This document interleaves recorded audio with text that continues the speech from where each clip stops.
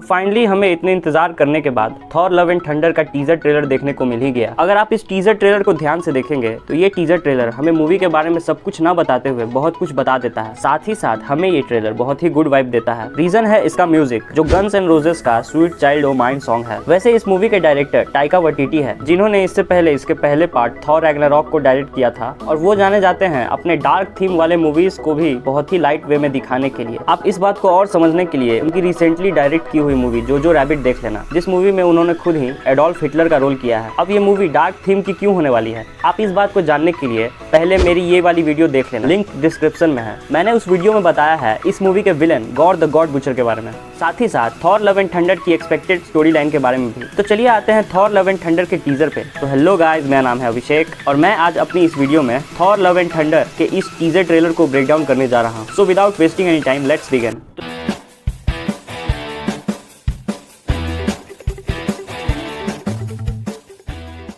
तो चलिए आते हैं इस टीजर के फर्स्ट शॉट पे। तो इस शॉट में हम थॉर के लाइफ के 3 फेजेस को देख सकते हैं। पहले उसके बचपन को, तो इस सीन में थॉर के बचपन के रोल में हो ना हो थॉर को प्ले करने वाले एक्टर क्रिस हेम्सवर्थ के बेटे साशा हेम्सवर्थ ने प्ले किया है। फिर उसके टीनेज को, जहाँ पर हम उसको उसी 90s वाले कॉमिक एक्यूरेट कॉस्ट्यूम में देख सकते हैं। फिर उसके बाद हमारे करंट टाइमलाइन वाले थॉर को, जहाँ पर वो बैकग्राउंड में बोल रहा होता है जो हाथ कभी जंग के हथियार थे वो अब अमन के औजार बन चुके हैं, मुझे समझना ही होगा कि आखिर मैं हूँ कौन। तो थॉर के इस फ्रेज से हमें ये समझ में आता है कि थॉर अब जंग से ऊब चुका है, क्योंकि इन सब चीजों में वो अपने पिता ओडिन, माँ फ्रीगा, भाई लोकी और अपने पूरे साम्राज्य एसगार्ड को खो देता है। तो इन्हीं सब दुख दर्द के कारण ही थॉर अपने आप को एंड गेम में शराब के नशे में डुबाए रखता था, लेकिन वो अब इन सब चीजों से ऊपर उठना चाहता है। इसलिए वो इस मूवी में और जंग ना करके अपने इनर पीस को ढूंढ रहा है। इसीलिए हम इस टीजर के नेक्स्ट फ्रेम में देखते हैं कि वो अपने स्टॉर्म बेकर को जमीन में गाड़ के पहाड़ पर एक पेड़ के नीचे ध्यान लगाने के लिए बैठ जाता है। वैसे मैं आपको बता दूं कि ये सीन अर्थ का नहीं किसी और प्लेनेट का है, क्योंकि हम आसमान में एक हद से ज्यादा बड़ा सन, 2 अलग अलग प्लैनेट्स, एक मून, एक सेलेस्टियल बॉडी जो पेड़ के पीछे है और एक सैटर्न जैसे प्लेनेट को देख सकते हैं। फिर नेक्स्ट शॉट में हम थॉर के फेस पर उसी स्कार को नोटिस कर सकते हैं, जो कि अगर आपको याद हो तो हेला ने उसे थॉर रैग्नारॉक में दिया था। फिर इस टीजर के नेक्स्ट शॉट में हम देखते हैं थॉर को वर्कआउट करते हुए, जो कि वो किसी और प्लेनेट के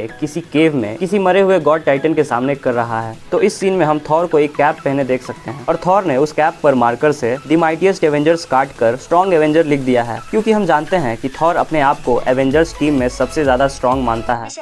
बाहुबली एवेंजर, नरेश निषद, महाबली एवेंजर। नरेश निषद, अपना नाम बताएं। बैनर। स्वागत है बाहुबली एवेंजर। क्या?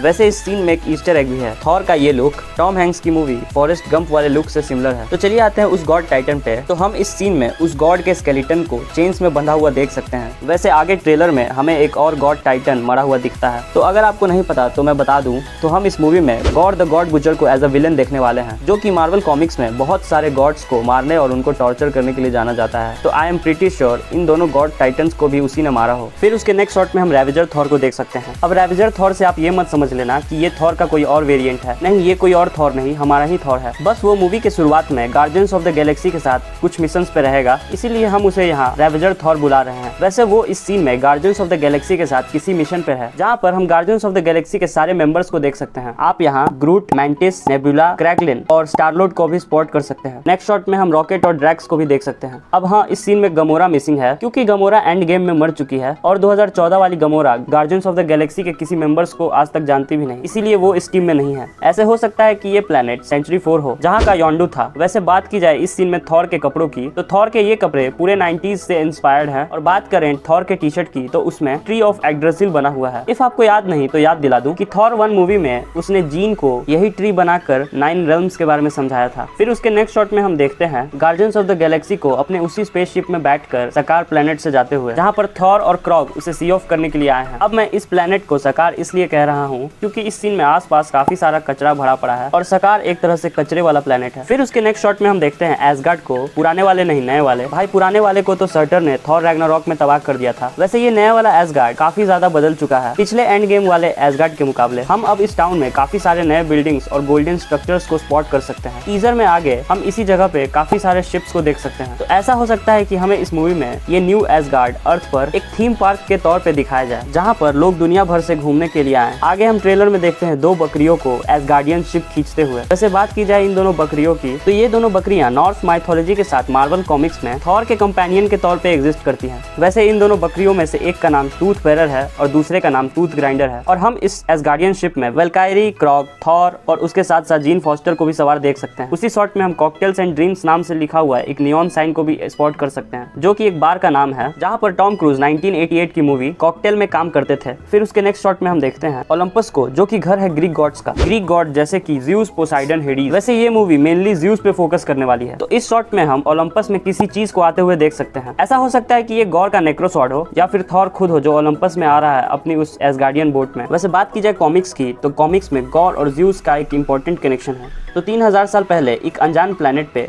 गौर की प्रजाति भूखमरी के कारण खत्म होने की कगार पे थी, जहाँ पे वो कीड़ों की तरह जीते थे। पर वो लोग दूसरी तरफ बहुत ज्यादा रिलीजियस भी थे और दिन भर भगवान से प्रे करते थे कि भगवान उनकी रक्षा करेंगे, मगर उन्हें खाने पीने के लिए कुछ भी नहीं मिलता था। गौर ने फिर सब कुछ खो दिया। उसके बच्चे की मौत भूखमरी के कारण हुई और गौर का भगवान पर से भरोसा उठ चुका था। वो नफरत करने लगा था कि गॉड्स एग्जिस्ट ही नहीं करते थे। फिर इसके बाद उसके रिलीजियस इंटॉलरेंस के कारण उसके कबीले वाले गौर को पत्थर मार मार के उसे कबीले से बाहर निकाल देते हैं और उसे अधमरा करके आगे निकल जाते हैं। लेकिन जब गौर भूख से दम तोड़ने वाला होता ही है, तभी आसमान से 2 गॉड्स उसी प्लेनेट पर आ गिरते हैं। तब गॉड रियलाइज करता है कि गॉड्स तो एग्जिस्ट करते हैं, मगर फिर भी उन्होंने हमारी मदद नहीं की। गौर अपने क्रोध में आके वहाँ घायल पड़े गॉड ज़्यूस को नेक्रोसॉर्ड से मार देता है। ऐसे ही गौर एक के बाद एक गॉड्स को मारकर उनकी पावर्स को ऑब्जॉर्व कर लेता है और फिर बनता है गॉड द गॉड बीटर। तो चलिए आते हैं वापस टीजर पे। तो इस टीजर के नेक्स्ट शॉट में हम देखते हैं ओलंपस के अंदर के नजारे को, जहाँ पर पीछे से हमें ज़्यूस का फर्स्ट लुक मिलता है। तो इस मूवी में हमें ज़्यूस के रोल में रसल क्रो दिखने वाले हैं। तो ज़्यूस एक ग्रीक माइथोलॉजी का सुप्रीम गॉड है, जिसके पावर्स की बात की जाए तो ये नॉर्स माइथोलॉजी के थॉर और हिंदू माइथोलॉजी के भगवान इंद्र से काफी मिलती जुलती है। बात की जाए इसकी भाई और बहनों की, तो इनमें आते हैं god of sea Poseidon, god of underworld जिसे आप पाताल का देवता भी मान सकते हैं हेरीज, और उसकी बहन जो उसकी वाइफ भी है हेरा, जो God of women, family and birth है। इसके अलावा ज़्यूस जाना जाता था अपने एक्स्ट्रा मैरिटल अफेयर्स के लिए, जिसके कारण वो धरती पे आता था और काफी सारे खाते भी खोल देता था, जिसके रिजल्ट में हमें हरकुलिस देखने को मिला है। अब हरकुलिस का नाम किसने नहीं सुना होगा। तो हरकुलिस एक डेमी गॉड है, जिसका मतलब वो आधा इंसान और आधा भगवान है। तो इस बात के भी ज्यादा चांसेस हैं कि हमें इस मूवी में हरकुलिस भी देखने को मिले, जो कि मार्वल कॉमिक्स का एक प्रोमिनेंट कैरेक्टर है। नेक्स्ट शॉट में हम देखते हैं थॉर को अपने स्टॉर्म ब्रेकर का इस्तेमाल करके बाइफ्रॉस्ट खोलते हुए। वैसे हमने इससे पहले उसे स्टॉर्म ब्रेकर से बाइफ्रॉस्ट का इस्तेमाल करते हुए इन्फिनिटी वॉर के फाइनल बैटल में देखा था। फिर नेक्स्ट शॉट में हम देखते हैं इस सीन को। तो ये scene as exact direct comic से उठाया गया है। ये सीन हम कॉमिक्स में थॉर गॉड ऑफ थंडर के इश्यू नंबर 3 में देख सकते हैं। तो इस सीन में जो ये जाइंट गॉड टाइटन मरा पड़ा है, इसका नाम कॉमिक्स में फेलगार द बेहेमथ है। इस सीन में बस एक ही डिफरेंस है कि थॉर कॉमिक्स में अकेला था और इस मूवी वाले सीन में वो क्रॉक के साथ है। उसके बाद हम देखते हैं किंग वेल्कायरी को, जहाँ वो किसी मीटिंग में है और इस पोस्टर से पता चलता है कि ये रिन्यूएबल एनर्जी कॉन्फ्रेंस है। एंड ऑब्वियसली सिंस वेल्कायरी एक वॉरियर है, तो हम उसके फेस के एक्सप्रेशन से ये अंदाजा लगा सकते हैं कि उसे इस मीटिंग की कोई नहीं पड़ी। वैसे आप साइड में मीक को भी स्पॉट कर सकते हैं, जो हमें आखिरी बार एंड गेम के फाइनल बैटल में दिखा था। नेक्स्ट शॉट में हम ओलंपस के इस कॉरिडोर को देख सकते हैं, जहाँ पर हम एक ज़्यूस के जाइंट स्टैचू को स्पॉट कर सकते हैं। तो उस कॉरिडोर में हम वेल्कायरी, क्रॉग, थॉर के साथ साथ फीमेल माइटी थॉर को भी देख सकते हैं। फिर इस टीजर के फाइनल शॉट में हमें फीमेल माइटी थॉर का प्रॉपर लुक मिलता है। तो फीमेल माइटी थॉर उसी टूटे हुए हैमर के लिए वर्दी है जो हेला ने थॉर रैग्नारॉक में तोड़ दिया था। एंड क्लियरली यहाँ थॉर के एक्सप्रेशन से पता चल रहा है कि वो उसे यहाँ पहली बार देख रहा है। अब ये लोकेशन अर्थ है, क्योंकि जेन के पीछे हम एक कार को देख सकते हैं। बात की जाए कॉमिक्स की, तो कॉमिक्स में जब थॉर अनवर्दी हो जाता है और जेन को कैंसर हो जाता है, तो उसी टाइम जेन किसी तरह से हैमर की वर्दी हो जाती है और उसके पास थॉर की पावर्स आ जाती हैं। So that is for today guys. तो ये था थॉर लव एंड थंडर के इस टीजर का ब्रेकडाउन। अगर आपको ये मेरी वीडियो थोड़ी सी पसंद आती है तो मेरे इस वीडियो को लाइक करें और अपने दोस्तों के साथ शेयर करें, और ऐसे ही ऑसम कंटेंट हमेशा देखने के लिए मेरे इस चैनल को भी सब्सक्राइब करें।